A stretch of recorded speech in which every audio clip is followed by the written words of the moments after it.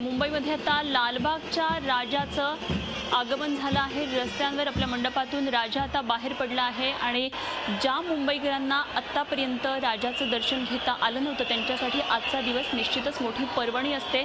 लालबागच्या राजाचं दर्शन घेण्यासाठी भाविकांची मोठी गर्दी सध्या मुंबईच्या रस्त्यावर दिसून येते। सध्या गणेश गल्ली भागातून हा गणपती पुढे मार्गक्रमण करणार आहे। यापूर्वी गणेश गल्लीचा राजा आला आणि गणेश गल्लीच्या राजाचं जेव्हा रस्त्यावर आगमन होतं आपल्या मंडपातून जेव्हा बाहेर पडतो त्यानंतर इतर मिरवणुका निघतात, इतर सार्वजनिक गणेशोत्सवाच्या मंडळांच्या मिरवणुका निघतात। लालबागचा राजा आता विसर्जनाच्या मिरवणुकीतून आता पुढे चाललाय, मार्गक्रमण करतोय गिरगावच्या दिशेनं।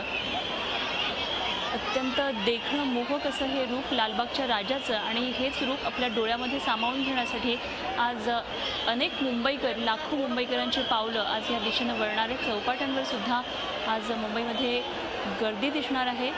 थाटामाटात राजाची मिरवणूक आता सुरू झालेली आहे। अत्यंत धीम्या गतीने खरं तर ही मिरवणूक पुढे जात असते, त्याच्यामुळे लालबागच्या राजाच्या विसर्जन मिरवणुकीचं एक वेगळं आकर्षण जे असतं। लालबागचा राजा मुंबईतून थेट दृश्य आपण बघतो। लालबागचा राजा आता पुढे मार्गक्रमण करत चाललेला आहे आणि मुंबईतल्या विविध भागांमधून तो जात असताना भाविक मोठ्या संख्येने उपस्थित राहतात राजाचं दर्शन घेण्यासाठी।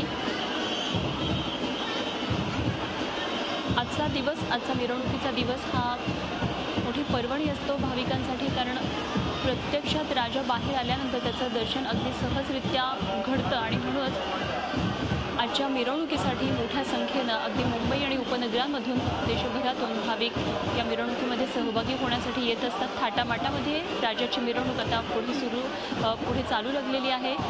ही शान कुणाची अशा गजरामध्ये लालबागच्या राजाचं ही विसर्जन मिरवणूक आपण पाहतोय।